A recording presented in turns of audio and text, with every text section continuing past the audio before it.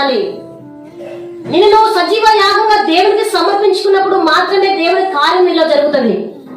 నువ్వు ప్రార్థన చేయకుండా కార్యము జరుగుతుందని ఎప్పుడు ఎక్స్పెక్ట్ చేయదు. దేవుని జీవితంలో కార్యం జరిగించాలి, నీ వైపు కదలాలి అంటే నువ్వు అడగాలి ఫస్ట్. ఆయనంతకైనా నీ జీవితంలో కలగజేసుకొని కార్యం జరిగించాడు.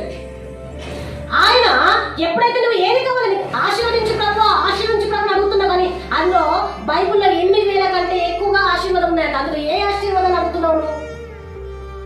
అందులో ఏ ఆశీర్వాదం కావాలని క్లియర్ గా స్పష్టంగా దేవుని అడగాలి. ప్రార్థన చేస్తున్నప్పుడు మన నిజ స్వరూపాన్ని ఎప్పుడైతే దేవుని సన్నిధిలో పెడతామో, నిజ స్వరూపం అంటే ఏంటిది అంటే నువ్వు ఏ విధంగా ఉన్నావో అది తీసుకొచ్చి దేవుని సన్నిధిలో పెట్టి ఇది ప్రభువా నీకు అడిగితే దేవుడు తన కార్యం చేస్తాడు. మన మనుషుల దగ్గర మన నిజ స్వరూపాన్ని ఒప్పుకోకపోవచ్చు, మన మనుషుల దగ్గర మనము ఎట్లా అంటే అట్లా ఉండవచ్చు, కానీ దేవుని సన్నిధిలో నీ కార్యంలో నీ జీవితంలో కార్యం చూడాలంటే నీ జీవితంలో హేరోదు లాంటి వాళ్ళు పరిపాలన చేస్తున్నారంటే నీ ఇంట్లో కార్యం జరగట్లేదంటే నువ్వు మోకాళ్ళు వేసి నీ నిజ స్వరూపాన్ని దేవుని దాంట్లో ఒప్పుకొని ప్రభువా నా జీవితంలో కార్యం జరిగించు, నాకు ఇది స్పష్టంగా కావాలని దేవుని అడగాలి. అడగండి దేవుని చిత్తం అంటే రోజులు గడిచిపోతే కానీ దేవుని నీ జీవితంలో కార్యం జరిగించాడు. ఆయన అడగాలి, నువ్వు మోకాళ్ళు వేసి దేవుని అడగాలి. నీకు ఏది కావాలి స్పష్టత నీకు ఉండాలి. ఏంటి ఏ స్పష్టత? నీకు ఇప్పుడు మనం ఏదైనా షాప్కి వెళ్తే ఒక మిషన్ కావాలనుకుంటే ఆ మిషన్ ఎలాంటిది, ఏ మోడల్ కావాలని అడుగుతాడు. అంటే నాకు ఈ పలానా పెద్ద మేకర్ చిన్న మేకర్ అంటారు. అంటే పెద్ద మేకర్ కావాలి, చిన్న మేకర్ అంటే చిన్న మేకర్ కావాలంటారు. చిన్న మేకర్ లో ఏ కంపెనీ కావాలంటాడు. అంటే క్లియర్ గా నీకు కావాలని చెప్తే అంత క్లియర్ గా తొందరగా వస్తువు దొరుకుతుంది. దేవుని సన్నిధిలో కూడా వాళ్ళు మారాలి, వాళ్ళు నీ దగ్గర రావాలని చెప్పి ఒక టైం పెట్టుకోవాలి. ఈ టైంలో వాళ్ళు ఖచ్చితంగా రావాలి ప్రభు అని చెప్పి దేవుని దగ్గర మనం గోజాడుకుంటే ఖచ్చితంగా దేవుడు ఆ కార్యము చేస్తాడు. దేవుని చిత్తము అని బాగా అలవాటు అయిపోయింది. దేవుని చిత్తము మనము ప్రార్థన చేయండి మన జీవితంలో జరగదు. మన ఇది కావాలని అడగకపోతే మన జీవితంలో జరగదు, అది ఇవ్వడు దేవుడు.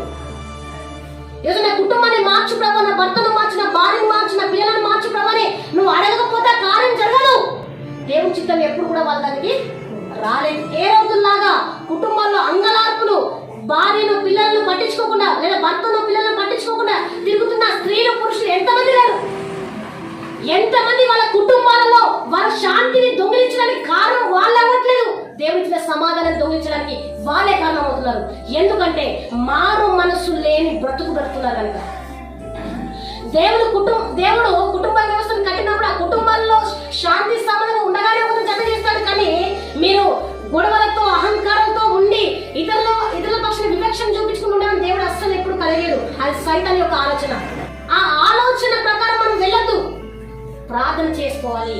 అంగలాపు నీ కుటుంబంలో కన్నీరు ఇంకా తీరట్లేదు ఎందుకు?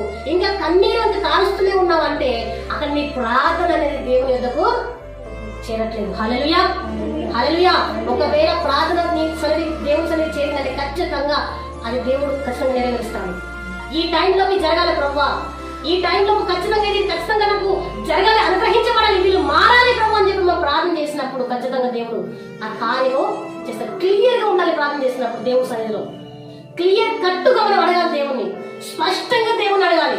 మనల్ని మనం కుమ్మరించుకోవాలి. మనలో ఉన్న బలహీనతలన్నింటిని దేవుని చెప్పుకోవాలి. మనకు రహస్యంగా ఉన్న పాపములు, రహస్యంగా మనం చేస్తున్న క్రియలన్నిటిని దేవుని సన్నిధిలో ఒప్పుకొని ఆయన దగ్గర కుండను బద్దలు కొట్టినట్టుగా మన గురించి మనం ఫస్ట్ ఒప్పుకొని నన్ను క్షమించి ఇది ఇవ్వు ప్రభు అంటే ఖచ్చితంగా దేవుడు కార్యం చేస్తాడు. హల్లెలూయా హల్లెలూయా. మన స్వభావాన్ని మనలో దాచుకొని మనలో ఉన్న అహంకారాన్ని మనలో ఉన్న లోక సంబంధమైన ఆ క్రియలన్నిటిని మోసుకుంటూ దేవుని సన్నిధిలో ప్రార్థన చేస్తే కార్యం అనేది ఎప్పుడు కూడా జరగడానికి వీలేదు. సైతాను తలను చిత్తగొట్టడానికి మన అధికారము ఉండదు. హల్లెలూయా. ఏం చేయాలంట?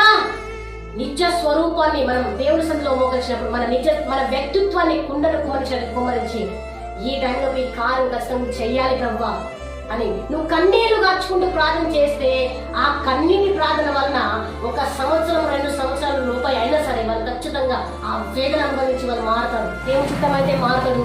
దేవుని చిత్తం అనే పక్షం లేదు కాబట్టి కదా తిరుగుతున్నది. దేవుని పక్షాన దేవునికి ఆయన పట్ల ఉద్దేశం లేదు కాబట్టినే కదా అంత బరి తెగిస్తున్నది, అంత విచ్చలవిడిగా జీవిస్తున్నది. అయితే చిత్తంలోకి రావాలంటే ఏం చేయాలి అంటే ఫస్ట్ మనము పరిశుద్ధపరచబడాలి. Please subscribe.